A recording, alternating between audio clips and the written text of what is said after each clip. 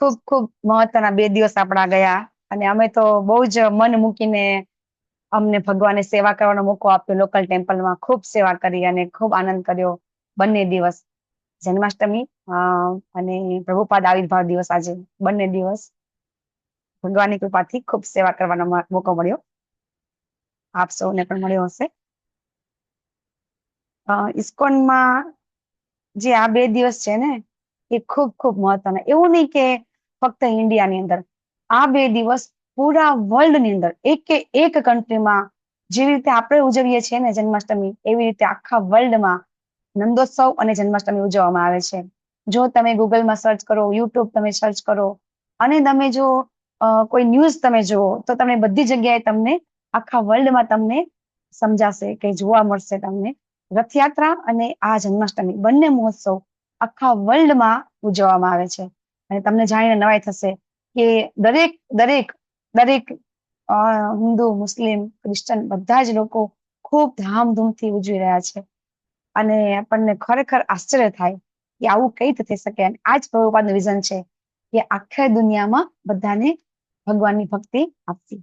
અને એ રીતે બધા લોકો પ્રભુપાદે એમના પુસ્તકો જે લખ્યા બધા ઇંગ્લિશની અંદર, અને એના કારણે એમ આજે ભગવદ ગીતા અને ભાગવતમનો આખા વર્લ્ડમાં પ્રચાર થઈ ગયો છે. અને એ એમના જ ગુરુ મહારાજનો આદેશ હતો. ફર્સ્ટ વખત જયારે એમના ગુરુ મહારાજને મળે છે, આપણા પ્રભુપાદ એમના ગુરુ મહારાજને મળે છે, ત્યારે એમના ગુરુ મહારાજ એમને એમ કહે છે કે તમારું ઇંગ્લિશ બહુ સરસ છે, હે ને, તો તમે શા માટે ઇંગ્લિશમાં પ્રચાર નથી કરતા?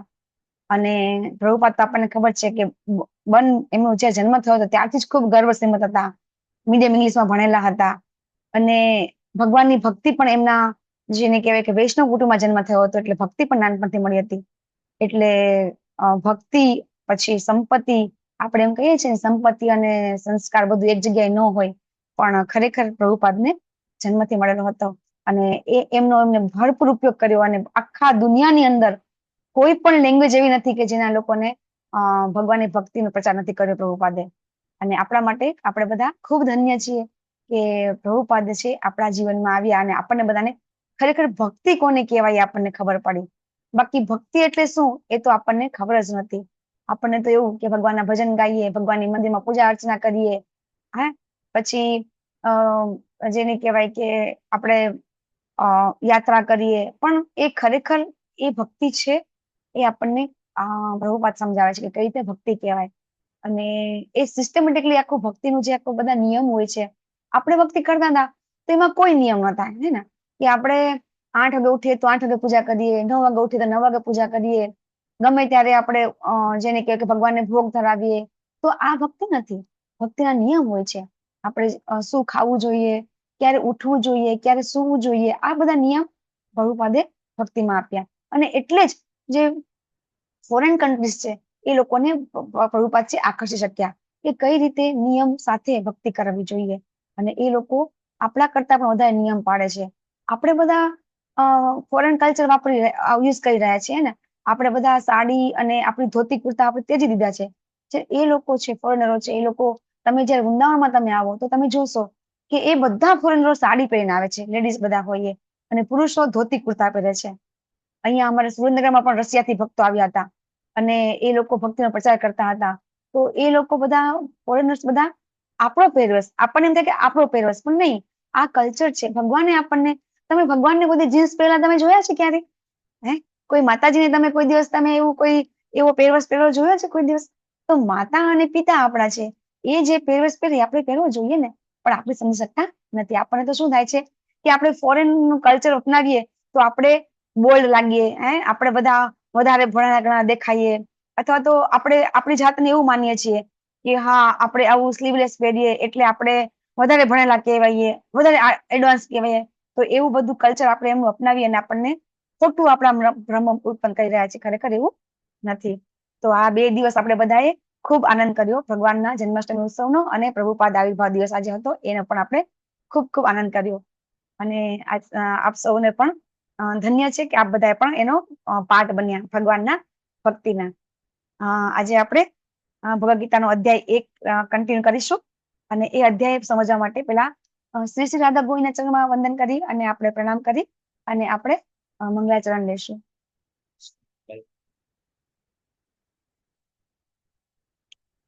આપ સૌનું ખૂબ ખૂબ હાર્દિક સ્વાગત છે ઇસ્કોન મેંગલુરુ કોલેજથી ચાલતા શ્રીમદ ભગવદ ગીતાના કોર્સમાં આપ સૌનું ખૂબ ખૂબ સ્વાગત છે. યસ આરતી માતાજી. માતાજી ઝંખના માતાજીને co-host જી ઝંખના માતાજી હેન્ડ રેસ કરજો પ્લીઝ.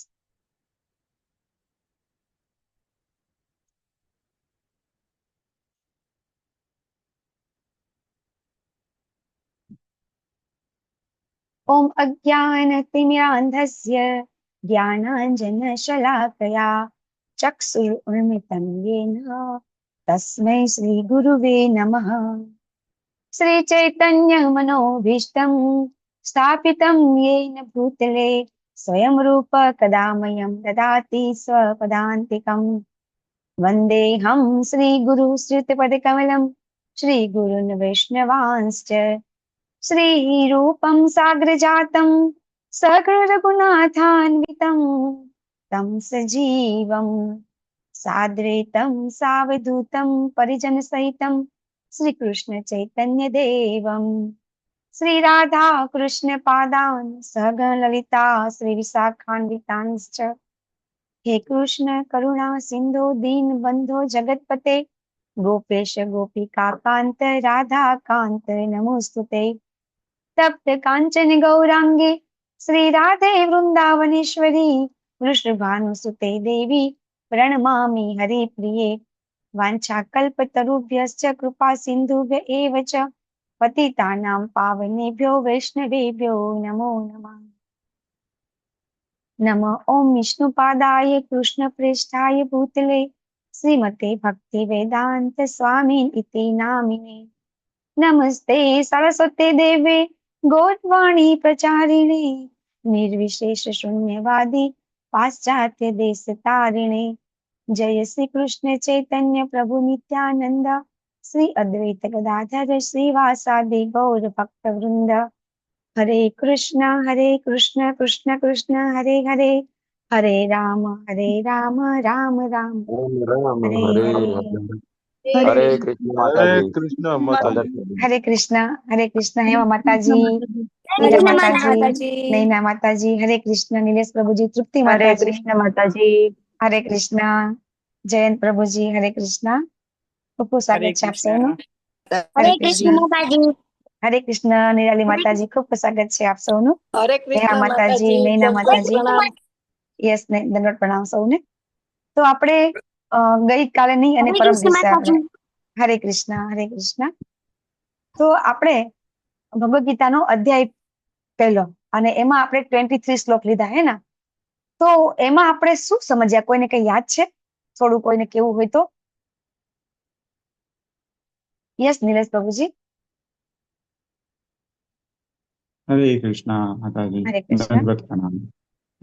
હા, આપણે પરમ દિવસે શરૂઆત કરી પહેલા ચેપ્ટરનો પહેલો પાર્ટની. તો એમાં પહેલો કુરુવંશનો ઇતિહાસ તમે બહુ સરસ સમજાવ્યો અને ચેપ્ટર 1 કુરુક્ષેત્રની યુદ્ધભૂમિ પર સૈન્યનું નિરીક્ષણ, જે અર્જુન વિષાદ યુદ્ધ પણ કહેવાય છે, એના વિશે વાત કરી. એમાં ટોટલ 1 થી 20 શ્લોકો આપણે શીખ્યા.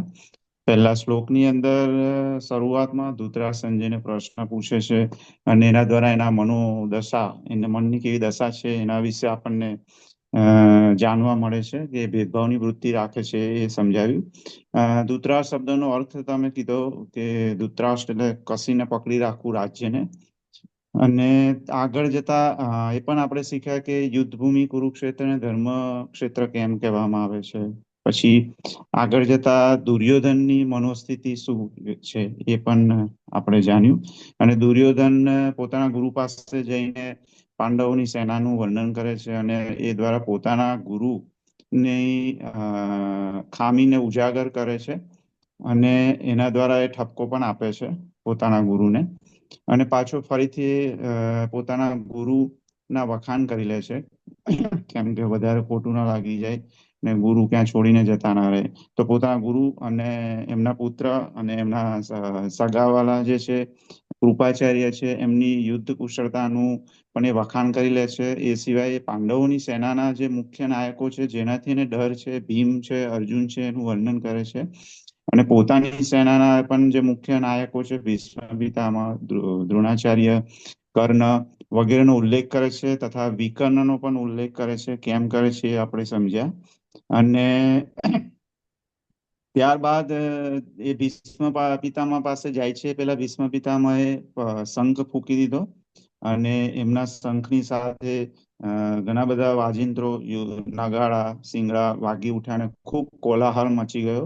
આ બાજુ પાંડવોની સેનાની અંદર પણ શંખનાદ થયો. એમાં ભગવાન શ્રી કૃષ્ણએ પંચજન્ય, અર્જુને પોતાનો દેવવ્રત, પાંડવ ભીમે પૌંડ્ર, ત્યારબાદ યુધિષ્ઠિર, નકુલ, સહદેવ પોતપોતાના શંખો ફૂંક્યા અને આ બધા શંખોના નાદથી એટલો બધો ભયંકર અવાજ થયો કે જેથી દુર્યોધનની કૌરવોની સેનાના ઘણા બધા જે સૈનિકો હતા એમના તો હૃદય ત્યાં જ તૂટી ગયા.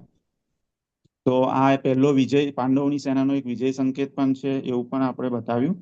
અને ત્યારબાદ અર્જુનના રથની ઉપર હનુમાનજીનું ચિત્ર અંકિત ધ્વજા છે એનો ઉલ્લેખ કર્યો, જે પાંડવોની સેનાના વિજયનું બીજું એક આપણે કહી શકીએ કારણ છે. કારણ છે. અને આની વચ્ચે હરે કૃષ્ણ.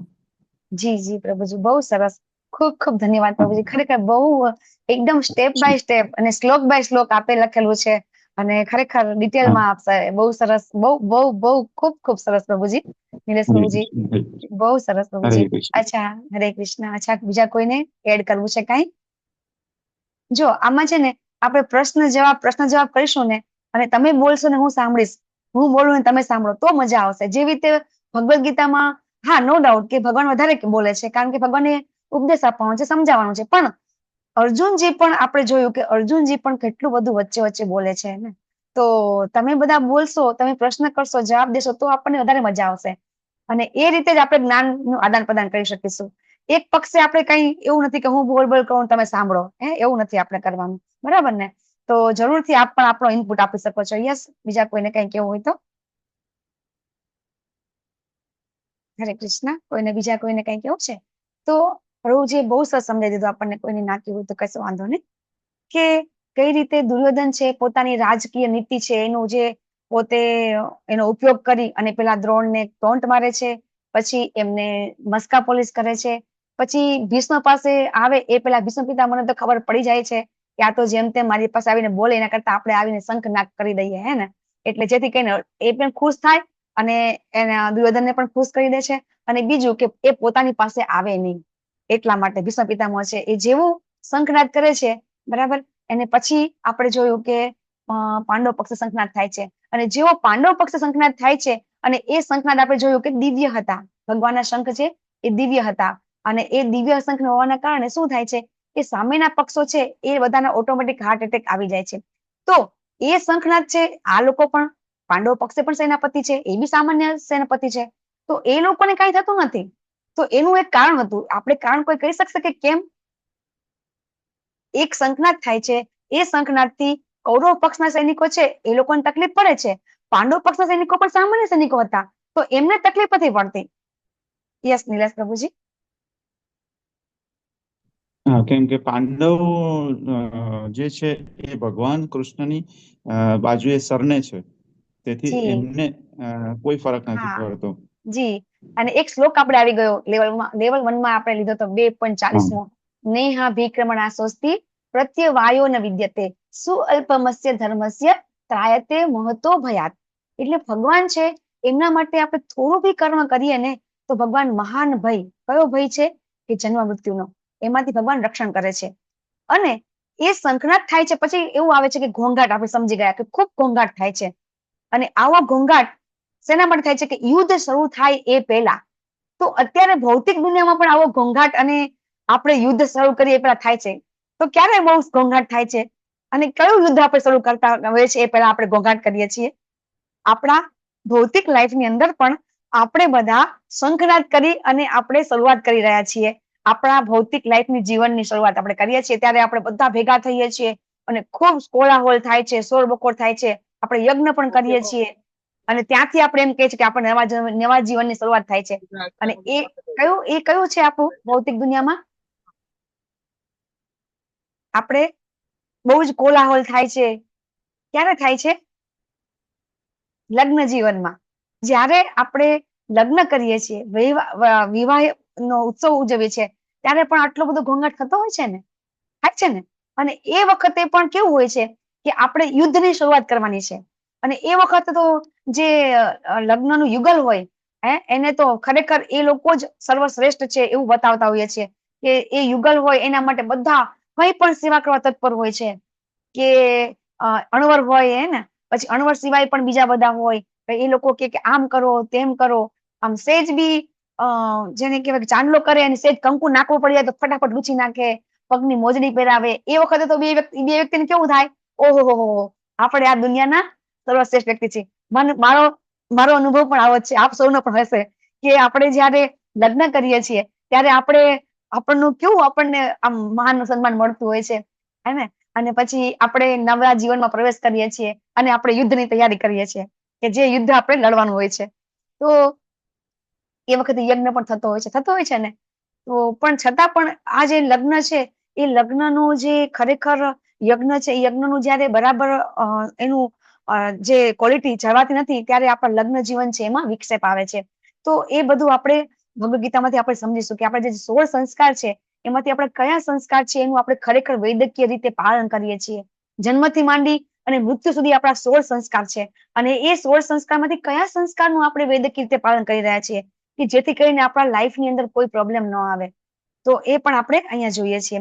હવે એ પણ આપણે જોયું. પછી જેવી રીતે દુર્યોધન છે એ દુર્યોધનનું મનસ્થિતિ આપણે જોઈ, અને પછી આપણે ધૃતરાષ્ટ્રની મનસ્થિતિ જોઈ, અને હવે સંજયજી છે હવે કહી રહ્યા છે કે હવે શું થયું.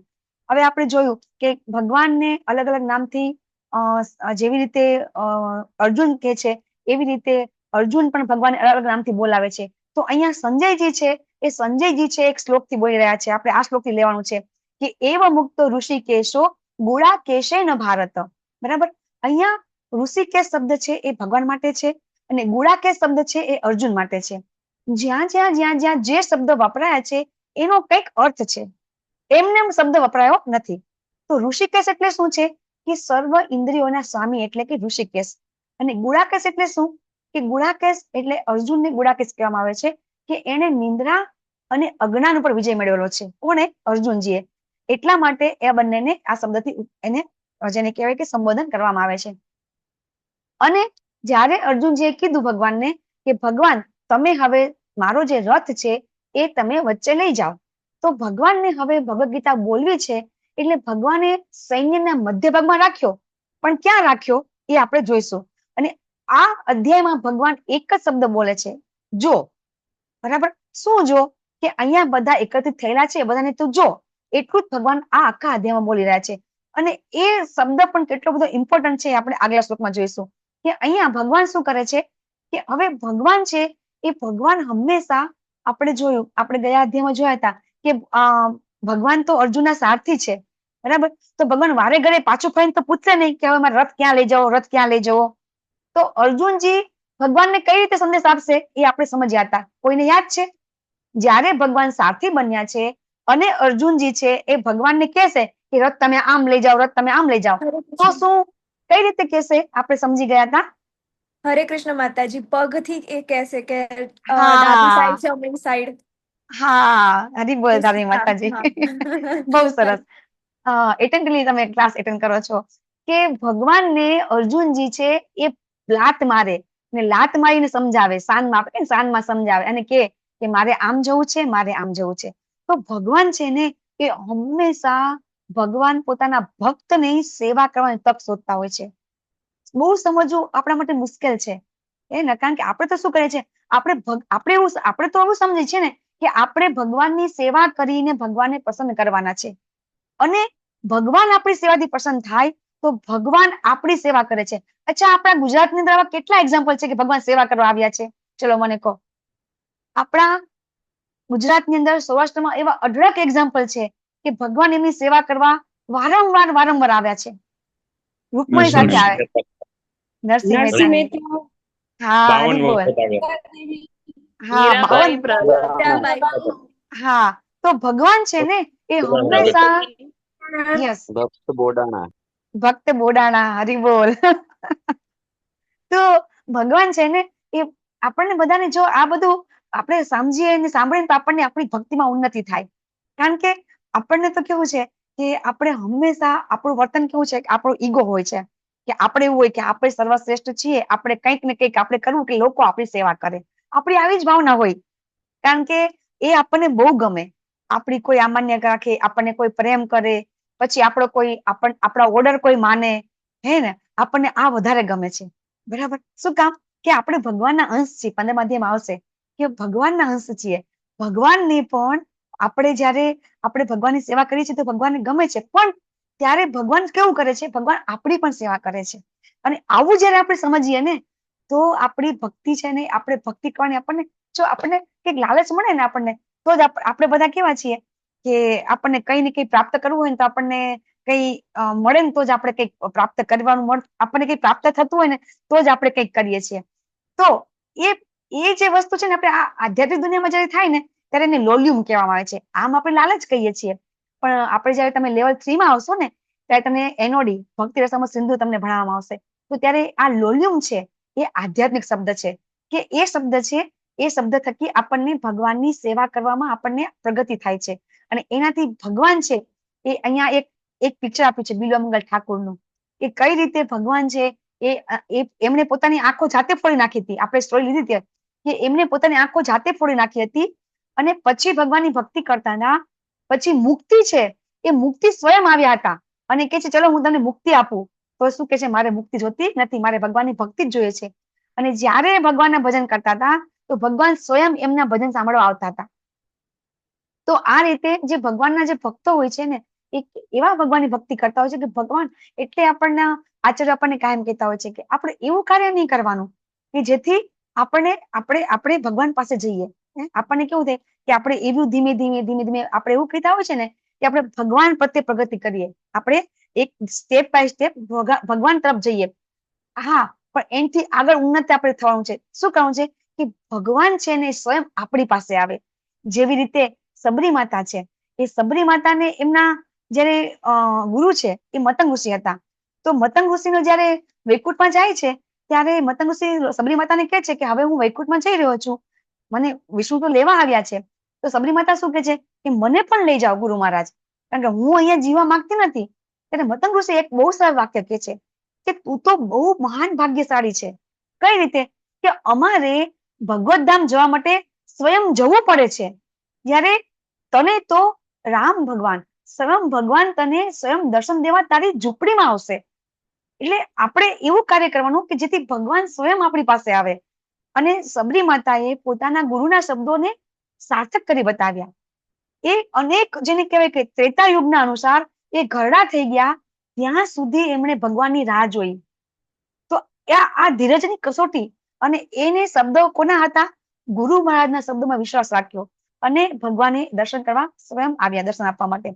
તો આપણે ભક્તિ કેવી હોવી જોઈએ એ આપણને અહીંયા ભગવદ ગીતામાં આપણા આચાર્ય સમજાવે છે કે ભક્તિ ખરેખર કેવી હોવી જોઈએ. અને એવી રીતે ભગવાન છે એ કઈ રીતે આપણી સાથે આદાન પ્રદાન કરી શકે છે.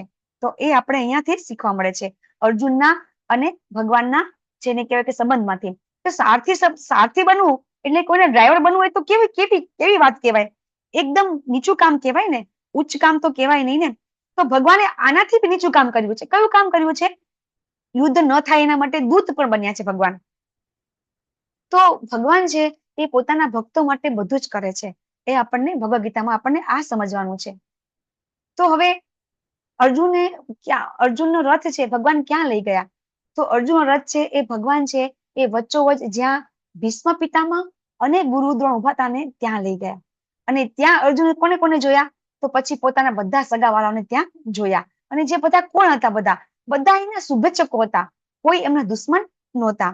તો અર્જુને આ બધું જોયું અને એટલા માટે અર્જુન જે છે, હવે શું થાય છે અર્જુન એ આપણે જોઈશું કે અર્જુનને હવે 5 પ્રશ્નો થાય છે અને આ દલીલ થાય છે કે જે દલીલ છે ભગવાનને કરે છે. એમ આમ એક જોતા જોવા જઈએ તો પોતાનું જ્ઞાન છે ને એ ભગવાન સામે પ્રદર્શિત કરે છે અર્જુનજી. હવે અર્જુનજી પોતાનું જ્ઞાન છે ને એ જ્ઞાન ભગવાન સામે પોતે બતાવે છે કે જો મારી પાસે આટલું જ્ઞાન છે. અને આ 5 વસ્તુ છે આપણે આજે જોવાનું છે. તો પહેલું જ છે કરુણા થાય છે. એ 1.27 શ્લોક આજે આપણે અત્યારે લઈ રહ્યા છીએ. આ શ્લોકમાં અર્જુનજી કહે છે કે જ્યારે કુંતી પુત્ર અર્જુને મિત્રો તથા સંબંધીજનોને વિભિન્ન શ્રેણીઓને જોઈ ત્યારે તે કરુણાથી અભિભૂત થઈને આ પ્રમાણે કહેવા લાગ્યા. હવે અર્જુનજીને કરુણા થાય છે. તો કરુણા કોને થાય એ પણ આપણે સમજીશું. અર્જુન શું કહે છે, હે પ્રિય કૃષ્ણ, આ રીતે યુદ્ધ કરવાની ઈચ્છાવાળા મારા મિત્રો તથા સ્વજનોને મારી સામે જોયેલા ઉપસ્થિત થયેલા જોઈને મારા અંગો ધ્રુજવા લાગ્યા છે અને મારું મુખ પણ સુકાઈ ગયું છે. તો અહીંયા આપણને પ્રભુપાદ, તમે જો ગીતા વાંચી હોય તો પ્રભુપાદ છે ને બહુ સરસ વસ્તુ કહી રહ્યા છે કે કઈ રીતે કોઈ જે વ્યક્તિ હોય એ વ્યક્તિને કરુણા થાય. તો જે ભગવાન, આ જે કરુણા છે ને વસ્તુ, એ પણ દૈવી ગુણ છે. એ કેવી રીતે દૈવી ગુણ છે કે કરુણા, આપણને કોઈની પ્રત્યે દયા થાય ને એ વસ્તુ પણ સારી કહેવાય. કે એને જ થાય કે જે ભગવાનનો ભક્ત હોય. ભગવાનના ભક્ત હોય ને એને જ કરુણા થાય છે, એવું પ્રભુપાદ આપણને કહી રહ્યા છે. તો પ્રભુપાદ સમજાવે છે કે જયારે કોઈ ભગવાનનો ભક્ત હોય ને, એ ભગવાનનો ભક્ત છે ને એને પોતાને જેને કહેવાય કે સામેની વ્યક્તિ હોય ને એના પ્રત્યે એને ચિંતા થાય, એને દયા થાય. કે એટલા માટે થાય છે કે એ વ્યક્તિ છે એ એનામાં દૈવી ગુણ છે. જે દૈવી ગુણ હોય ને, એ દૈવી ગુણ હોય એ લોકોને જ આવું થાય છે. એના માટે બહુ સરસ શબ્દ એક શ્લોક છે ભાગવતમ ની અંદર 5.18.12 ની અંદર છે. એમાં કે છે કે યસ્યાસ્તિ ભક્તિ ભગવત અકિંચના સર્વે ગુણે તત્ર સમાસ્તતે સુરાહા હરાવ અભગત્યસ્ય કુતો મહદ ગુણા મનોરથેના સતી ધાવતો બહી. જે ભગવત ભક્તો હોય ને એ ભગવત ભક્તોનામાં જ આવા દૈવી ગુણ હોય. બાકી જે ભૌતિક પાત્રતા ધરાવે છે ને એનામાં માયા શક્તિ દ્વારા જે એ અંજન થઈ જાય છે, એટલા માટે એનામાં આવા ગુણ હોતા નથી. એટલે અર્જુનનામાં જે આ દૈવી ગુણ છે એટલા માટે એને આવું થાય છે. અને બીજું, હવે અહીંયા અર્જુનને શું થઈ રહ્યું છે, તો શરીરે રોમાંચ થાય છે, કંપન થાય છે, એનું ગાંડિયું સરી જાય છે, ત્વચા બળી રહી છે, ઉભા રહી શકતા નથી, પોતાની જાતને ભૂલી ગયા છે, મગજ ભમી રહ્યું છે, બરાબર. અને હવે એ કહે છે કે હે કેશવ, હવે મને તો માત્ર મારા દુર્ભાગ્યના દર્શન થાય છે. અહીંયા શબ્દ આવે છે કેશવ. તો કેશવ એટલે શું, તો કે કેશવ ભગવાન નામ એટલા માટે પડ્યું છે કે એમણે કેસરી નામના દૈત્યનો સંહાર કર્યો હતો. તો અહીંયા અર્જુનજી કેશવ શબ્દ એટલા માટે વાપરે છે કે મારા મનમાં પણ અનેક જે શંકા કુશંકા રૂપી દૈત્યો આવી ગયા છે એનો તમે સંહાર કરો. અને એટલા માટે અહીંયા કેશવ શબ્દ વાપરી રહ્યા છે. હવે પ્રભુપાદ સમજાવે છે આની પરપટની અંદર કે જ્યારે કોઈ વ્યક્તિને કંપારી ક્યારે છૂટે, તો કે છે કે કોઈ વ્યક્તિને છે ને જયારે આધ્યાત્મિક રોમાંચ થાય ને ત્યારે રોમાંચ થાય છે, આધ્યાત્મિક આનંદ થાય ત્યારે રોમાંચ થાય છે. અને જયારે ભૌતિકતામાં ભય થાય ને ત્યારે એને આવી રીતે કંપનતા થાય છે. તો આપણે એને એક્ઝામ્પલ લેવું હોય કે આપણને જયારે કોઈ વસ્તુ આપણે એકદમ અચાનક જોઈ લઈએ અને કોઈ દિવસ ન જોઈએ, દાખલા તરીકે કોઈ સાપ જ ન જોયું હોય ક્યારે, અને સાપ જોઈ લે અને એનો સાપ એના પગ પાસે આવી જાય અથવા તો એકદમ નજીક આવી જાય તો એનામાં કંપાઈ છૂટી જાય, હે ને. કે જયારે આપણને ખૂબ ભય થાય ને તો કંપન આવે છે. એટલે આપણે ઘણી વખત આપણે હમણાં કોરોના આવી ગયો તો અમે તો હોસ્પિટલમાં છીએ એટલે અમને ખબર છે કે ઘણા લોકોને કોરોના શબ્દથી એટલી બધી બીક લાગતી હતી કે સામાન્ય શરદી ઉધરસ થાય ને તો કે મને કોરોના નહીં થઈ ગયો હોય ને. અને ભૂલથી પણ જો કોરોના પોઝિટિવ આવી ગયો તો ઘણા બધા એવા યંગસ્ટર પણ એવા હતા કે એમને એટેક આવી ગયા હતા, બરાબર. યંગસ્ટર છે, ખાલી કોરોના પોઝિટિવ, કોરોના લક્ષણ નથી, ખાલી પોઝિટિવ આવ્યા હતા ને તો પણ એવાની કંપાઈ છૂટી ગઈ હતી. અને ઘણા એવા એજેડ હતા કે જે 60, 70 વર્ષના હતા અને કોરોના પોઝિટિવ આવ્યા હતા, એ જીવી ગયા હતા. તો આ આપણામાં જે ભય છે ને, ભય છે એ ભૌતિક દુનિયામાં થતો હોય છે. તો ભય આવે ને તો આપણને આવો પ્રોબ્લેમ થાય છે, એવું પ્રભુપાદ આપણને અહીંયા સમજાવી રહ્યા છે. તમે લોકો ગીતા વાંચજો, પ્રભુપાદ બહુ સરસ સમજાવે છે કે આપણને કઈ રીતે આધ્યાત્મિક રોમાંચ કઈ રીતે થાય અને આપણને ભૌતિકતામાં ભય કેવી રીતે થાય, એ પ્રભુપાદ આપણને બહુ સરસ સમજાવે છે. તો અર્જુનને આ બધું થાય છે, આપણે સમજી ગયા. ઉભા રહી શકતા નથી, બરાબર, ત્વચામાં બળતરા થાય છે, રૂવાટા ઉભા થઈ જાય છે, હાથમાંથી આપણે કઈ વસ્તુ પડી, આપણે હાથમાં વસ્તુ પકડી હોય તો પડી જાય. દાખલા તરીકે કોઈ વ્યક્તિ એવું સાંભળે કે એનો પુત્ર મરી ગયા છે કે પિતા મરી ગયા છે, કોઈનું દેહાંત થઈ ગયું છે, તો આપણને ખબર છે ઘણા બેભાન થઈ જાય છે. તમે સાંભળ્યું હશે, તમે કદાચ જોયું પણ હશે કે કોઈ પોતાનું અંગત નું દેહાંત થઈ જાય તો એ લોકો એકદમ ભયના માર્યા બેભાન થઈ જાય, બરાબર. વર્ષો વડે આવું બધું થતું હોય છે. આપણા ભૌતિકતામાં પણ આપણે આવું આપણા ભયના કારણે આપણને થતું હોય છે. તો અહીંયા અર્જુનજીને આ બધા લક્ષણ બધા દેખાઈ રહ્યા છે. તો હવે અર્જુનજી પોતાની બીજી દલીલ કરે છે. અત્યારે આપણે શું સમજ્યા કે અર્જુનજીને પેલું પેલું તકલીફ થઈ છે કે કરુણા થાય છે. પછી અર્જુનજીને હવે શું થાય છે, બરાબર? તો અહીંયા આપણે બીજી દલીલ કરે છે ભગવાનને, કે શું કે છે કે હે ભગવાન, જો આ બધાને હું હણી નાખીશ, બરાબર, તો પછી મને સુખ શું મળશે, મને આનંદ શું થશે? અહીંયા અર્જુનજી થોડુંક જેને કહેવાય કે સકામ કર્મની વાત કરી રહ્યા છે કે હું કઈ એવું કામ કરું કે જેથી કરીને મને આનંદ થાય, હું એવું કામ કરું કે જેથી મને આનંદ ન થાય. તો અહીંયા અર્જુનજી એવું સમજી રહ્યા છે કે હું બધાને મારી નાખીશ, બરાબર, તો મને સુખ કેવી રીતે મળશે? દાખલા તરીકે કોઈ વ્યક્તિ હોય તો આપણે દાખલા લગ્ન પ્રસંગ હોય, આપણો બર્થડે હોય, તો આપણે એ ઉજવવું હોય તો ઘણા લોકોની જરૂર પડે ને, સગા સંબંધીની જરૂર પડે ને. જો આપણે એકલા કઈ આનંદ કરી શકીએ? આપણે ન કરી શકીએ. તો અર્જુનજીને પણ એમ થાય છે કે જો બધા મરી જશે તો આનંદ હું કોને શેર કરીશ? આપણું આનંદ છે બધા શેર કરતા હોઈએ છીએ, તો કે મને એનાથી સુખ કેવી રીતે મળશે? અર્જુનજીનો બીજો પ્રશ્ન છે કે જો હું બધાને મારી નાખીશ, તો બધાને મારીશ તો મને એક તો કલ્યાણ કેવી રીતે થશે? એ તો બધા મારા સ્વજન છે, બરાબર, અને પછી બધા મરી જશે તો હું આ રાજ્યનું જે સુખ છે એ કેવી રીતે ભોગવીશ? બરાબર, કે હું સમ્રાટ બની જાઉં તો સમ્રાટ બન્યા પછી એના સમ્રાટને સમજવા માટે, એના માટે મારે માણસો તો જોઈશે ને. તો પછી એ રાજ્યનું સુખ મને કેવી રીતે પ્રાપ્ત થશે? આ અર્જુનજીની બીજી દલીલ છે. પછી અર્જુનજી પાછા કહી રહ્યા છે કે જો બધા મરી જશે તો પછી આ 32, 33, 34 ને 35, બરાબર, આ શ્લોકમાં પાછા અર્જુનજી છે એ પાછા ભગવાનને પાછા પોતાનું જ્ઞાન છે પ્રદર્શિત કરે છે કે આ બધું થવાથી મને કેવી રીતે પ્રસન્નતા થશે, બરાબર. અહીંયા એક શબ્દ આવે છે ગોવિંદ અને મધુસૂદન, બે શબ્દથી ભગવાનને બોલાવે છે. ત્રીજો છે જનાર્દન. 32મા શ્લોકમાં ગોવિંદ કહે છે, 34મા શ્લોકમાં મધુસૂદન કહે છે અને 35મા શ્લોકમાં જનાર્દન કહે છે. એટલે આ અલગ અલગ શબ્દથી અર્જુનજી છે ભગવાનને કહે છે. તો ગોવિંદનો અર્થ શું થાય છે? કોઈને ખબર છે? ગોવિંદ ભગવાનને કેમ કહેવામાં આવે છે?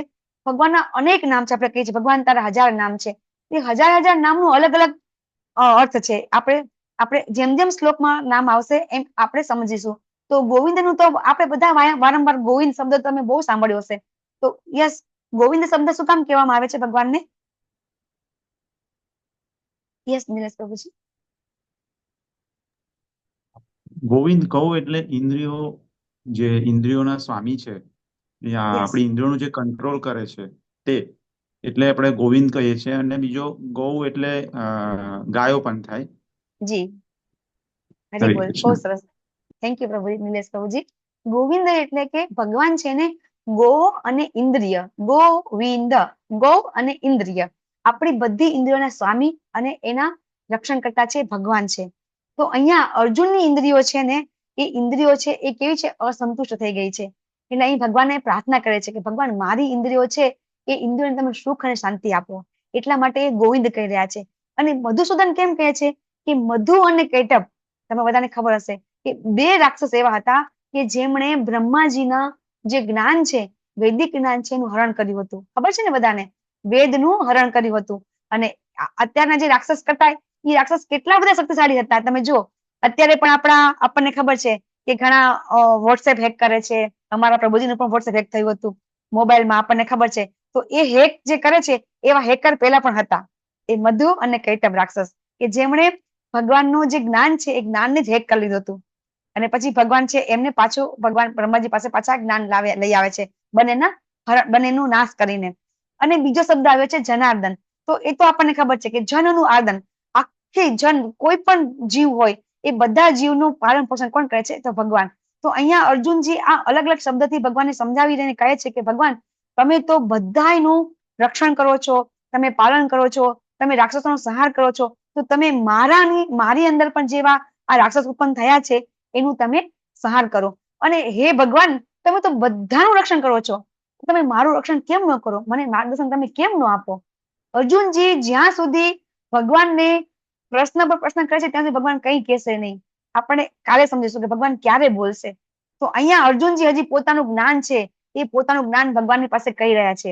જો અર્જુનજી પણ આપણને ખબર છે કે ગુરુ શાળામાં જ ભણેલા છે, એટલા માટે એમને વૈદિક જ્ઞાન એમને છે જ. અર્જુનજીને વૈદિક જ્ઞાન નથી એવું તો નથી જ, અર્જુનજીને પૂરેપૂરું જ્ઞાન છે.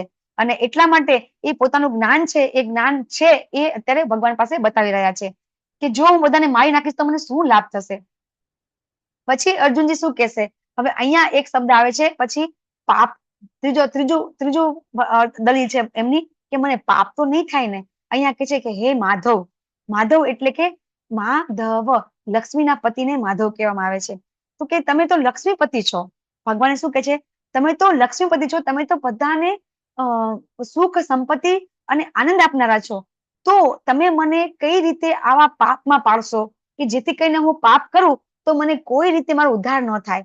તો તમે મને આવા પાપમાં કેવી રીતે ઉલઝો છો? જો હું બધાને મારી નાખીશ તો મને પાપ લાગશે, તો એ વસ્તુ ખરાબ કહેવાય ને. તો તમે શા માટે, તમે તો લક્ષ્મીપતિ છો, તો તમે મને શા માટે તમે આવા પાપ કરવામાં જગ્યાએ તમે મને દોરણી મારી કરી રહ્યા છો? એવું અર્જુનજી છે ભગવાનને કહી રહ્યા છે. પછી અહીંયા આપણે આજે 36 શ્લોક છે એની અંદર, એ શ્લોકની અંદર આપણને એવું સમજાવવામાં આવે છે કે આ શ્લોક છે 36 શ્લોકમાં, એમાં શું કે છે કે જો આપણે આવા આતતાઈઓને હણીશું અને પાપમાં પડીશું તો અમે ધૃતરાષ્ટ્રના પુત્રો અને એમના મિત્રોના વધ કરીશું તો યોગ્ય થશે નહીં. હે લક્ષ્મીપતિ કૃષ્ણ, આનાથી અમને શું લાભ થવાનો છે અને અમારા જ કુટુંબીજનોને હણીને અમે કેવી રીતે સુખી થશું? અહીંયા અર્જુનજી કહે છે કે આવા આતતાઈઓને અમે હણી નાખીશું તો પાપમાં નહીં પડીએ. હવે આતતાઈઓ એટલે શું? આપણે પહેલા અધ્યાયમાં સમજી ગયા કે આતતાઈઓ કોને કહેવાય? કોઈ કહેશે? તમારી સામે સ્લાઇડમાં છે. આતતાઈ એટલે કોને કહેવાય? કે જે ઝેર આપી દે, ઘરને આગ લગાડે, પછી ઘાતક શસ્ત્રોથી હુમલો કરે, પછી સમૃદ્ધિ લૂંટી નાખે, બીજાની જમીન પર કબજો કરે અને બીજાની પત્નીનું અપહરણ કરે. આવા આતતાઈઓને મારી નાખવા એવું ભગવાન આપણને કહે છે. ભગવદ ગીતામાં કહે છે કે જે આતતાઈઓ હોય ને એને મારી નાખવામાં પાપ લાગતું નથી. છતાં પણ અર્જુનને એમ લાગે છે કે જો હું આ બધાને મારી નાખીશ તો મને પાપ નહીં લાગે. એવું અર્જુન અહીંયા ભગવાનને કહી રહ્યા છે.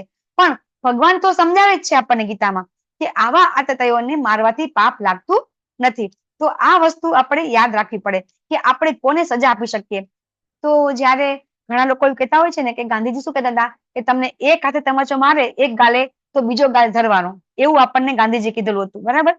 તો એ વસ્તુ ક્યારે શક્ય બને છે એ વસ્તુ આપણે આગળ સમજીશું. પણ અહીંયા ભગવાન આપણને સમજાવે છે કે જયારે આજે આપણે વાત કરીએ કે દાખલા તરીકે આપણા ઘરે ચોર આવ્યા હોય, બરાબર, અને એ ચોર આવ્યા હોય તો શું આપણે ચોરને ચોરી કરવા દઈએ? આપણે જોઈ જઈએ કે હા ચોરી કરે છે તો આપણે એને પકડીશું કે નહીં પકડીએ? પકડીને કે ના ના ના ના એ ચોરી કરશે તો કરવા દઈએ, એને પૈસાની જરૂર છે એટલે એને ચોરી કરી. આપણે એવું કહેશું કે ચોરી ક્યારે કરી? તો કે એને પૈસાની જરૂર છે એટલે ચોરી કરી. આપણે એવું કહેશું કે એને પકડી લેશું ને? તો એ રીતે જે અમુક જે ધર્મ સંપ્રદાય અમુક લોકો એમ કહેતા હોય છે કે અહિંસા પરમો ધર્મ. ન જાવું કે અહિંસા પરમો ધર્મ છે, ભગવાન આપણને અહીંયા હિંસા કરવાનું કહે છે, પણ એનો અર્થ એવો પણ નથી, બરાબર, કે બધાને આપણે બીજા અધ્યાયમાં જોઈશું કે કેવી રીતે અહિંસા કેવી રીતે કરવી અને હિંસા કેવી રીતે કરવી. એ બંને વસ્તુ આપણને ગીતામાંથી સમજવા મળે છે કે ક્યારે આપણે અહિંસાનું પાલન કરવાનું છે અને ક્યારે હિંસા કરવાની છે. જો આપણે એવું વિચાર કરીએ કે આપણે કોઈને મારવાનું નથી, તો જો એવું વિચાર કરીને બોર્ડર ઉપર સૈનિકો બધા એમ કે ના આપણે કોઈને મારીએ નહીં, બરાબર, તો આપણે સુખેથી અહીં રહી શકીએ? જો બોર્ડર ઉપર સૈનિકો આપણી રક્ષા ન કરે તો આપણે અહીંયા શાંતિથી બેસી શકીએ? ના બેસી શકીએ. કારણ કે એ લોકો જો અહીંયા બેઠા બેઠા એમ કે ના અમે તો અહીંયા અહિંસાનું પાલન કરીશું, કોઈને મારીશું નહીં, તો પછી આપણે અહીંયા શાંતિથી બેસી શકીએ? ન બેસી શકીએ. એટલે આ બધી વસ્તુ છે ભગવાન ભગવદ ગીતામાં આપણને આપણી લાઈફને બેલેન્સ કેમ કરવું એ જ સમજાવે છે ભગવદ ગીતામાંથી ભગવાન આપણને.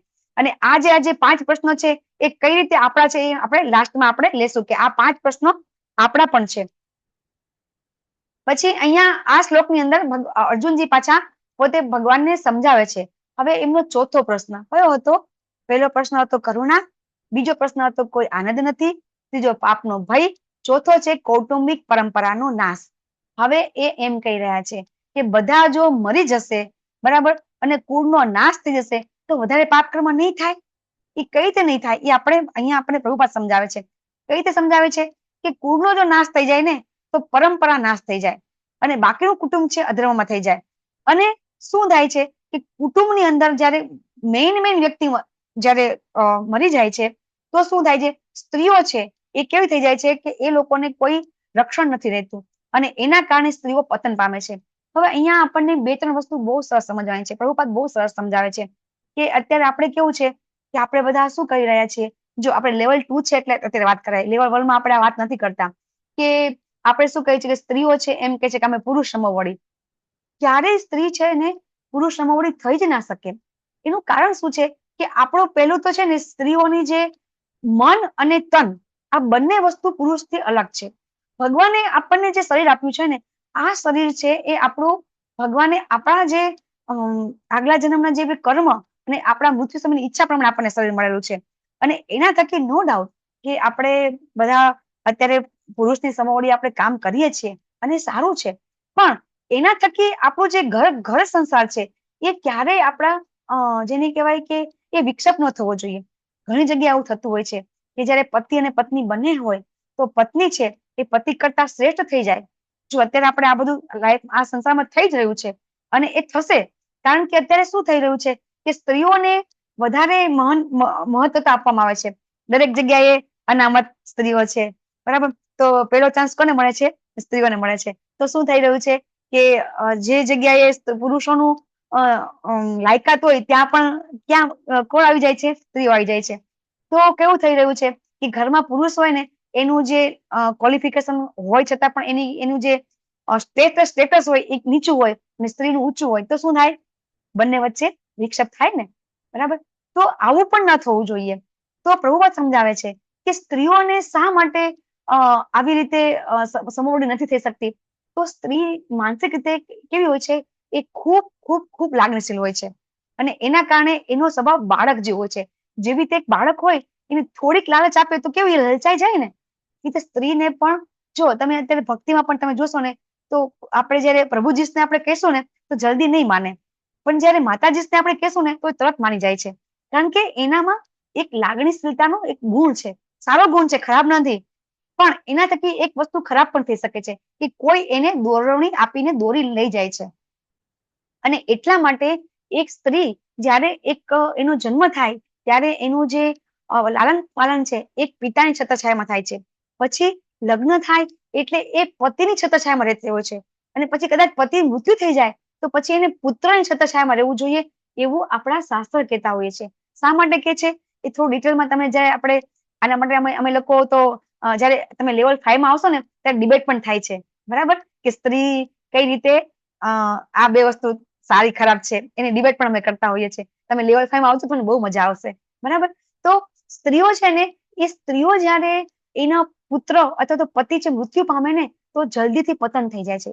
કેવી રીતે કે બીજા કોઈ લોકો હોય એને ખબર પડે કે હા આનો પતિ પણ નથી, આનો પુત્ર પણ નથી, તો શું કરશે? એને લાલચ આપીને પોસ્ટ લાઈને લઈ જશે અને પછી એનું પતન થશે. અને આ રીતે કુટુંબ છે એ પછી વર્ણસંકર પ્રજા ઉત્પન્ન થાય ને, કારણ કે જે સ્ત્રી છે એ બીજી જગ્યાએ જતી રહે તો શું થાય છે? વર્ણસંકર પ્રજા ઉત્પન્ન થાય છે. તો આવું બધું થશે એવું અર્જુનજીને જ્ઞાન છે. ક્યાંથી જ્ઞાન મળ્યું છે? ગુરુકુળમાંથી. એને બધી ખબર છે કે આપણી પરંપરા છે એ પરંપરા નષ્ટ ન થવી જોઈએ. જો આપણે જયારે કોઈ મૃત્યુ પામે છે તો આપણને ખબર છે, આગળ આપણે શ્લોકમાં આવશે કે કઈ રીતે આપણે પિંડદાન કરતા હોઈએ છીએ કે જયારે આપણા કોઈ વડીલો ગુજરી જાય છે તો આપણે કઈ સાધનની ક્રિયા કરતા હોઈએ છીએ ને, પિંડદાન કરીએ છીએ. તો એ બધું શું કામ કરીએ છીએ? કોઈ કહી શકશે મને? અને જે નથી કરતા એનું શું થાય છે એ પણ મને કોઈ કહી શકશે? આપણે જે સાધનની ક્રિયા કરીએ છીએ આપણા જયારે પિતરો આપણા વડીલો જયારે ગુજરી જાય છે ત્યારે આપણે આ કરીએ છીએ. હા, યસ માતાજી, દેવાની માતાજી. હરે કૃષ્ણ માતાજી. આપણે છે ને ગરુડ પુરાણમાં આ વિશે આપણે વિસ્તૃતમાં કહેલું છે કે આપણે પિંડદાન શું કરવા કરતા હોઈએ છીએ. કેમ કે આપણો જે જીવ છે એ એક યોનિમાંથી જયારે બીજી યોનિમાં જતું એ વચ્ચેનો જે ગાળો છે એ ગાળા દરમિયાન એને ઘણા માંથી પસાર થવું પડતું હોય છે, જ્યાં તેમને જમવાનું કે એવું કઈ મળતું નથી હોતું. જે 13 દિવસનો ગાળો આપણે લગભગ અપ્રોક્સ માનીએ છીએ. તો એ ગાળા દરમિયાન જો આપણે આ બધું જે દાન કરેલું હોય છે, પિંડદાન ને બધું, જે એમને સહાયક થઈ પડે છે અને એ જે જીવ છે જે દુઃખોમાંથી પસાર થતો હોય તો એમાં એમને રાહત મળે છે. હરી બોલ દેવાની માતાજી, ખૂબ સરસ. તો જે ગરુડ પુરાણ લખ્યું છે ને એ વસ્તુ ભાગવતમ છે ને એનો 11મા સ્કંદમાં 5મા અધ્યાયમાં 41મા શ્લોકમાં પણ કહ્યું છે. શું લખ્યું છે? દેવર્ષિ ભૂતા નૃણા પિતૃણામ ન કિંકરો નાયમ ઋણી ચ રાજન સર્વાત્મનાય શરણં શરણ્યમ ગતો મુકુંદા પરિરત્ય કર્તમ.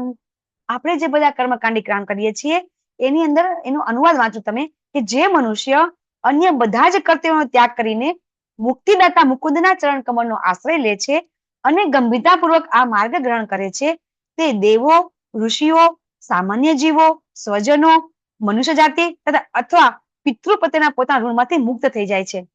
તો જ્યારે કોઈ વ્યક્તિ છે એ વ્યક્તિ પ્રત્યે આપણે આ જે કાર્ય કરીએ છીએ તો હંમેશા કહેવામાં આવે છે કે મુક્તિ કોણ અપાવી શકે? ફક્ત ને ફક્ત મુકુંદ. તો મુકુંદ કોનું નામ છે? ભગવાન શ્રી કૃષ્ણનું નામ છે. તો મુક્તિદાતા ફક્ત ને ફક્ત મુકુંદ જ છે. તો જ્યારે કોઈ કર્મી, આપણા બધા વડીલો જયારે ગુજરી જાય છે તો એને આપણે કર્મી કહીએ છીએ કે એ સકામ કર્મ એટલે કે બહુ તો પુણ્યશાળી કર્મ કરતા હોય છે.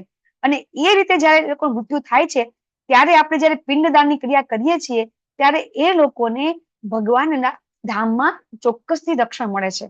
અને એમના કર્મ પ્રમાણે એમનો નવો દેહ એમને તરત પ્રાપ્ત થઈ શકે છે. નહીતર શું થાય છે કે એ લોકોને અનેક ભૂત પ્રેત યોનિઓમાં ભટકવું પડે છે. જેમ માતાજીએ કીધું એમ 13 દિવસ તો જે કર્મી વ્યક્તિનો જીવ હોય ને એ 13 દિવસ તો રહેતો જ હોય છે અહીંયા. પછી જો આપણે પિંડદાનની ક્રિયા ન કરીએ તો પછી એનું જે ભૂત યોની છે અને ભૂતિયા ગ્રહ છે ત્યાં એમનો વાસ થાય છે. અને એ ગ્રહની અંદર આપણે રીતે જયારે 24 કલાકનો એક દિવસ છે એમ ત્યાં એવું નથી. ત્યાં આપણા જે 6 મહિના થાય ને ત્યારે ત્યાં એક દિવસ થાય છે ને એક રાત્રિ થાય છે. તો એ લોકોને બહુ લાંબુ જીવન જીવવું પડે છે એવી યોનિઓમાં. અને એટલા માટે આપણે આ જે કાર્ય છે જેને કહેવાય કે પિંડદાન ને બધી કાર્ય છે આપણે કરવું જોઈએ. તો ઘણા લોકો એવું કહેશે કે જે લોકો નથી કરતા એનું શું થશે? બરાબર, તો એની પણ ચર્ચા આપણે આગળ કરીશું કે જે લોકો નથી માનતા, આપણે કહીએ છીએ ને કે આ બધું તો આપણે જ કરીએ છીએ કે બીજા તો કરતા નથી, એમનું શું થતું હશે? બરાબર, તો મેં તમને આગળ પણ એક કીધું હતું વ્યક્તિ કે આપણે ફક્ત મનુષ્ય યોની વિશે વિચાર કરી રહ્યા છીએ. એટલે જ કહેવામાં આવે છે કે ભારત ભૂમિ તે જન્મ લે કરતા સાર્થક કરતા. આપણી ભારત ભૂમિમાં જે જન્મ લીધો છે ને એ ખૂબ ખૂબ ખૂબ તમને બધાને ખબર નથી કે આ ભૂમિમાં જન્મ લેવો એટલે કેટલું બધા પુણ્ય કર્મ આપણે કર્યા છે ત્યારે આપણને આ ભૂમિમાં જન્મ મળ્યો છે. મનુષ્ય યોની પણ 4 લાખ પ્રકારની છે. એની અંદર અહીંયા જે ભારત ભૂમિમાં જે જન્મ લીધો છે ને એ ખૂબ ખૂબ નસીબદાર છે. હવે તમને એવું થતું હોય કે બીજી યોનીનું શું થતું હશે, બીજા મનુષ્યનું, તો તમે ખાલી મનુષ્ય વિશે વિચાર કરો છો. એક તમારા ઘર પાસે અત્યારે વરસાદ પડ્યો છે, તમારા ઘર પાસે નાનકડું ખાબોચિયું છે, એ ખાબોચિયાની અંદર આ પૃથ્વી પર મનુષ્ય છે ને એના કરતા 1000 ગણના જીવો છે. એટલે આપણે વિચાર ક્યાં સુધી છે કે આપણે વિચારીએ છીએ ફક્ત મનુષ્ય પદે વિચારી છે. એટલે આપણે શું કરીએ છીએ કે એ લોકોનું શું થતું હશે? તો તમને ખાલી મનુષ્યનો વિચાર આવે છે. તો આ જેવો વિચાર તમે કર્યો છે એટલા માટે કે આપણે 7મો અધ્યાય આવશે ને ત્યારે ભગવાન કહેશે કે હજારો મનુષ્યમાંથી કોઈ એક મનુષ્ય આવી રીતે અધ્યાત્મમાં પ્રવેશ કરે છે. અને એવા હજારો મનુષ્ય અધ્યાત્મ વિદ્યામાં પ્રવેશ કરે એમાંથી એક ભગવાનને જાણી શકે. તો જ્યારે આટલા 49-50 ડીઓટી બેઠા છે તો એ જેને કહેવાય ને કે તમે આમ જેને કહેવાય ને કે હીરા છો બધા. એટલે કે જે કરોડો જીવો અનેક જીવો છે એ બધા જીવોમાં તમે બધા ખૂબ ભાગ્યશાળી જીવો છો કે તમે આજે અહીંયા ગીતાનો અભ્યાસ કરી રહ્યા છો. ભગવાનને સમજવાનો આપણે પ્રયત્ન કરી રહ્યા છીએ. આપણને ખબર નથી કે આપણે આગળ કેટલા જન્મ લીધા છે ત્યારે આપણને અહીંયા બેસવાની જગ્યા મળી છે. કે આપણે આગળ તમે યોગીઓ પણ બની ગયા છો, કે તમે અષ્ટ સિદ્ધિ પણ પ્રાપ્ત કરી લીધી છે, છતાં પણ જન્મ લેવો પડ્યો છે. શું કામ? કે ભક્તિ બાકી રહી ગઈ છે. જેવી રીતે નરસિંહ મહેતાની ભક્તિ બાકી રહી ગઈ હતી, નરસિંહ મહેતા આવી ગયા. તો આપણા આગળ અનેક જન્મ થઈ ગયા છે. આગળ આપણે આવશે બહુ નામ જન્મ નામંતે જ્ઞાનવાન મામ પ્રપદ્યંતે વાસુદેવ હિ સર્વમિતિ સ મહાત્મા સુદુર્લભ.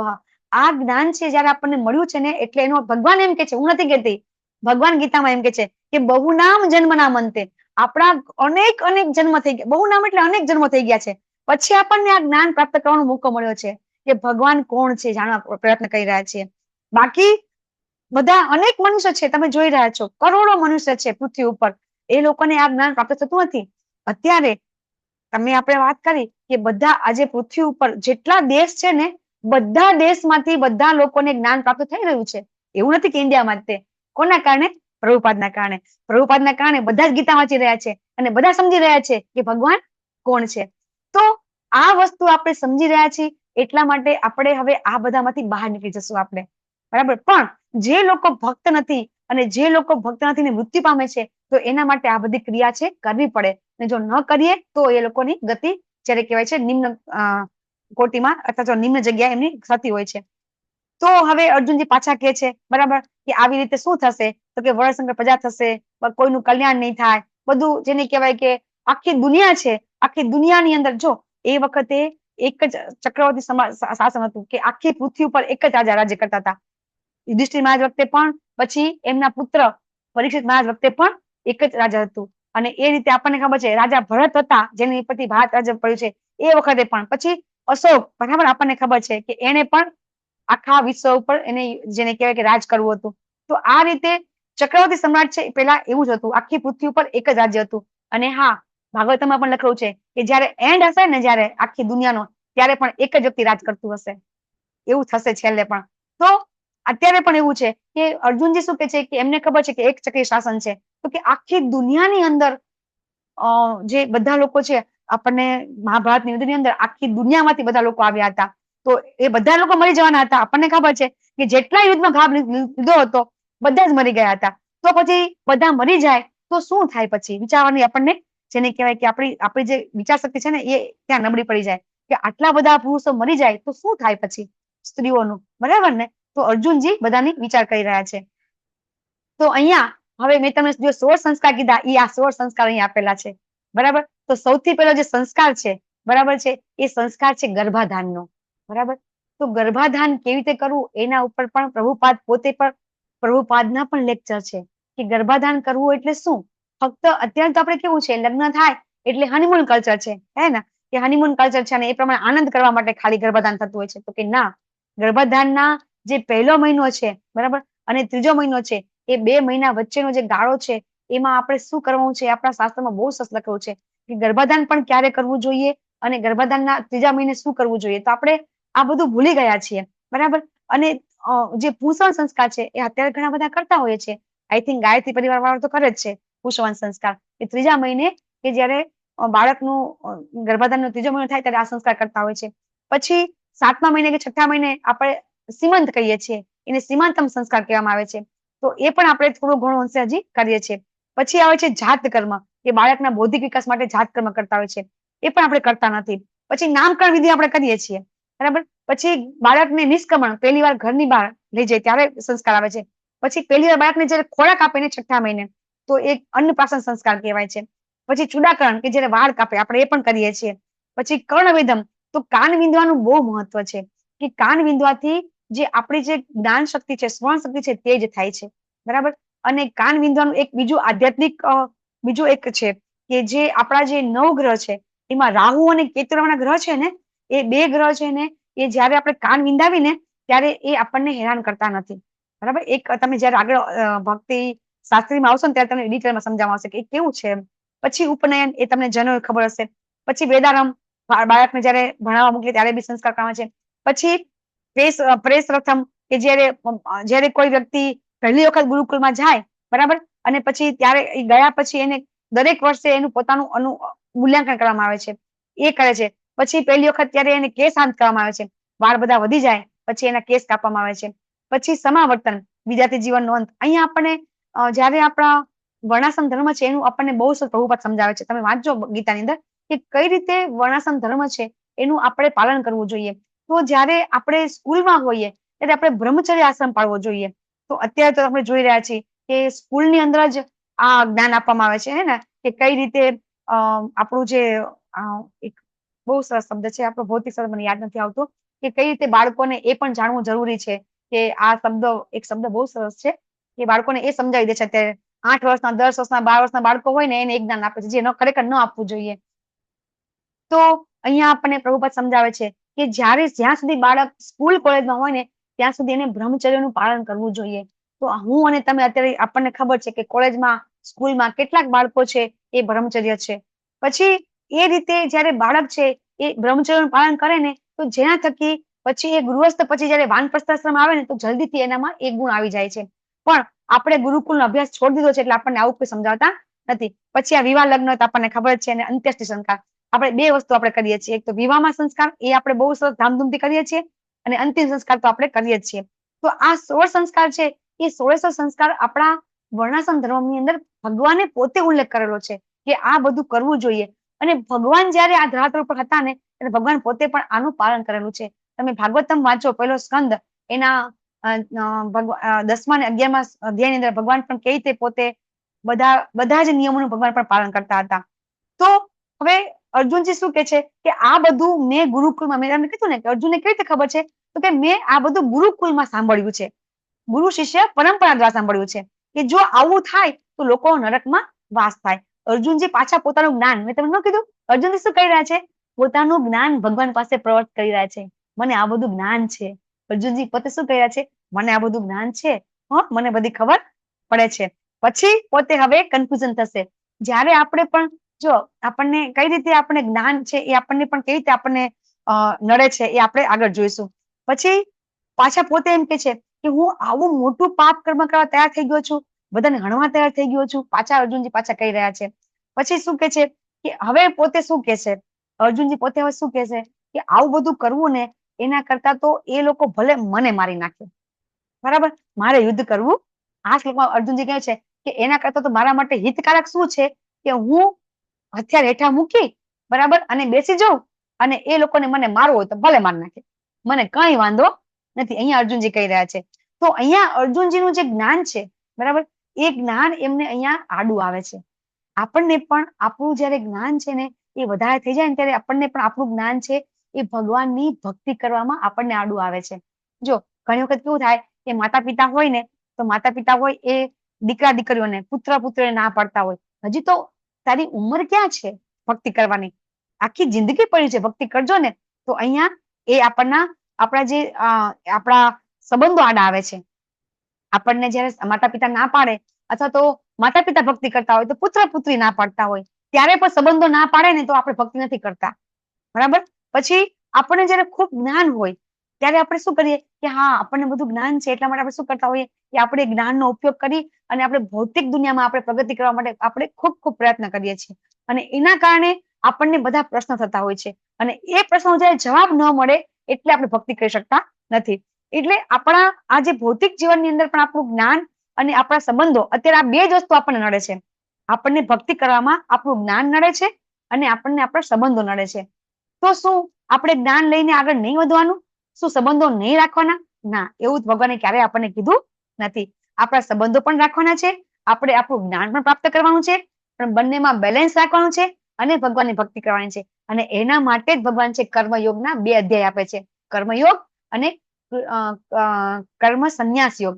ભગવાન આપણને કર્મયોગના 2 અધ્યાય આપે છે ભગવદ ગીતાની અંદર, 3જો અધ્યાય અને 5મો અધ્યાય. અને એ જો આપણે બરાબર સમજી જશું તો ચોક્કસથી આપણને ભગવાનની ભક્તિ કેવી રીતે કરવી એ આપણને ચોક્કસથી સમજણ પડશે. હવે સંજય કહી રહ્યા છે કે અર્જુને આવું કીધું અને પોતાના હથિયાર હેઠા મૂકી દીધા, બરાબર. સંજય પોતાની વાત પૂરી કરી દે છે અને આવું કે છે એટલે ધૃતરાષ્ટ્ર ખુશ થઈ જશે, બરાબર. અરે વાહ, હવે પાંડવો યુદ્ધ કરશે નહીં અને રાજ્ય આપણને આપણી પાસે, જેને કહેવાય કે બરાબર સહી સલામત રાજ્ય આપણી પાસે રહેશે, એવું ધૃતરાષ્ટ્રના મનમાં થઈ જાય છે.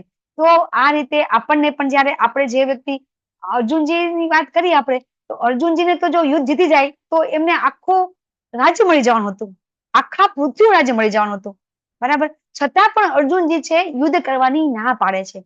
અહીંયા આપણે હોય તો આજે આપણને એટલી જ ખબર પડે કે હા આપણને આપણા જે 2 ભાઈ હોય અથવા 4 ભાઈ હોય કે 5 ભાઈ હોય, બરાબર, આપણને એટલી ખબર પડે કે આ 5 માંથી 4 ભાઈ છે એ જમીનની વિશે આપણો હક છોડી દેશે તો આપણે કેવા ખુશ થઈ જઈએ. અને જો એ 4-5 ભાઈઓ ભેગા થઈને જો એમ કે ના બધાને આ જમીન, આટલી જમીન જોઈએ જ છે, તો શું થાય? મર્ડર પણ થઈ જાય. અત્યારે આપણને ખબર છે કે જળ, જમીન અને જોરું, આપણે કહીએ છીએ ને કે આના માટે જ બધા લડાઈઓ થતી હોય છે. આપણામાં એક આવી કહેવત છે કે આ 3 વસ્તુ છે ને એની સાથે જ લડાઈ થાય છે. અને એની વાત તો ક્યાં કરીએ, અત્યારે કળિયુગમાં તો પિતા પુત્રોનું પણ મર્ડર કરી નાખે છે. આપણે તો હમણાં જ જોયું ને, આપણા શાસન થઈ ગયા બધા મુસ્લિમ, આઈ થિંક ઔરંગઝેબ કે કોઈ, એને પિતાનું મર્ડર કરી નાખ્યું હતું. શેના માટે? તો કે રાજ્ય લેવા માટે કર્યું હતું ને. તો પિતાનું મર્ડર પણ પુત્ર કરી નાખે છે. શેના માટે?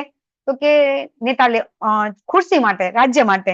તો અત્યારે પણ થઈ રહ્યું છે. ઘણી જગ્યાએ એવું બની ગયું છે કે પિતા છે એનું મર્ડર પુત્ર કરી નાખે છે, પુત્ર મર્ડર પિતા કરી નાખે છે. હે ને, તમે લોકોએ પણ સાંભળ્યું જશે બધાએ કે કઈ રીતે પોતાના પુત્ર મર્ડર કરાવ્યું છે નેતા માટે. હું નામ નહીં દઉં, તમને બધાને ખબર હશે કે પોતાની ખુરશી બચાવવા માટે થઈને પોતાના પુત્રનું મર્ડર કરી નાખ્યું છે. અહીંયા પણ એવું બન્યું છે આપણે, બરાબર છે. તો હવે અત્યારે તો એક જમીન આમ બે ખેતર હોય ને, તો બે ખેતર વચ્ચેની જે થોડોક શેડો હોય ને, એના માટે પણ મર્ડર થઈ જતું હોય છે. તો અહીંયા અર્જુનજી છે ને, એમને આખા પૃથ્વીનું રાજ્ય મળી જવાનું હતું, છતાં પણ એ પોતે યુદ્ધ કરવાની ના પાડે છે. તો આ છે એમનો દૈવી ગુણ થયો. આપણા જેવા હોય તો હથિયાર મૂકી ખરા આપણને ખબર પડી જાય કે આપણને આટલું રાજ્ય મળવાનું છે આપણને, તો આપણે શું કરીએ? તો અર્જુનજી છે એ રીતે ભગવાનના પહેલેથી ભક્ત છે, એટલે એમને ખબર છે કે આ બધી સંપત્તિ છે એ કઈ હારે લઈ જવાની નથી. આપણે કહીએ છીએ ને કે ખાલી હાથે આવ્યા ખાલી હાથે જવાનું, એવું તો છે જ નહીં, બરાબર. પણ અર્જુનજીને ખબર છે કે આ બધું છે, આ સંપત્તિ ભૌતિક સંપત્તિ મારી કઈ કામની નથી. અહીંયા આટલી એમનું જ્ઞાન છે, કારણ કે ગુરુકુળમાં આ ભણાવવામાં આવ્યું છે કે આ વસ્તુ છે. પણ અર્જુનજી એ ભૂલી જાય છે કે ભગવત ધર્મ તો સાક્ષાત ભગવત પ્રણીતમ, એ આપણે આગળ લેશું કે કઈ રીતે આ ધર્મ વસ્તુ આ ધાર્મિક વસ્તુ નથી. એ શું સમજી રહ્યા છે કે ધર્મ એ ધર્મનીતિ, અને જેને કહેવાય કે જે એ પોતાનો ધર્મ ગુરુકુળમાં શું ભણવામાં આવે છે કે આપણો ધર્મ શું છે સમજાવવામાં આવે છે. તો અત્યારે એ પોતાના ધર્મ વિશે સમજી રહ્યા છે, ધર્મ વિશે વિચાર કરી રહ્યા છે. અને પછી બીજું છે નીતિશાસ્ત્ર, બરાબર. તો એ સમજી રહ્યા છે કે મારો નીતિ ધર્મ શું છે, મારો આર્થિક ધર્મ શું છે. પણ એ ભૂલી જાય છે કે એક ધર્મ છે, એ છે ભક્તિ ધર્મ. એ આપણે આગળ સમજીશું કે કઈ રીતે એ ધર્મ શ્રેષ્ઠ છે. અને એટલા માટે આજે અર્જુનજીના જે આ 5 પ્રશ્ન છે, એ 5 પ્રશ્ન છે વ્યાજબી નથી, એ આપણે સમજીશું. જો આ જે 5 પ્રશ્ન અર્જુનજી કહે છે એ આમ આપણને વ્યાજબી લાગશે ને કે આ વસ્તુ ખોટી નથી, કે ખરેખર આવા બધાને મારવાનો શું અર્થ છે? બધા મરી જાય તો પછી આનંદ ક્યાંથી મળે? પાપ ન લાગે? આ બધું સાચું જ છે ને, એક પણ પ્રશ્ન ખોટો તો છે જ નહીં. છતાં પણ ભગવાન આ 5 પ્રશ્નને ખોટા સાબિત કરશે. તો આપણે કઈ રીતે આ પ્રશ્ન ખોટા છે એ આપણા સમજવા માટે આપણે કાલથી આપણે બીજો અધ્યાય લેશું, બરાબર. મારાથી કઈ પણ મન દુઃખ થઈ ગયું હોય તો મને ક્ષમા કરજો, મારાથી કઈ બી ભૂલ થઈ હોય તો પણ મને ક્ષમા કરજો. વાંછા કલ્પતરુભ્યશ્ચ કૃપા સિંધુભ્યઃ એવ ચ પતિતાનાં પાવનેભ્યો વૈષ્ણવેભ્યો નમો નમઃ. અનંત કોટિ વૈષ્ણવ વૃંદ કી જય. શિલા પ્રભુપાદ કી જય. શ્રીમદ ભગવદ ગીતા ભાગવતમ ચૈતન્ય ચરિતામૃત રામાયણ કી જય. સદગુરુદેવ કી જય. હરે કૃષ્ણ કૃષ્ણ કૃષ્ણ હરે હરે, હરે રામ રામ રામ હરે હરે. હરે હરે કૃષ્ણ કૃષ્ણ. માતાજી, દંડવત પ્રણામ. હરે કૃષ્ણ માતાજી, કૃષ્ણ. દંડવત પ્રણામ.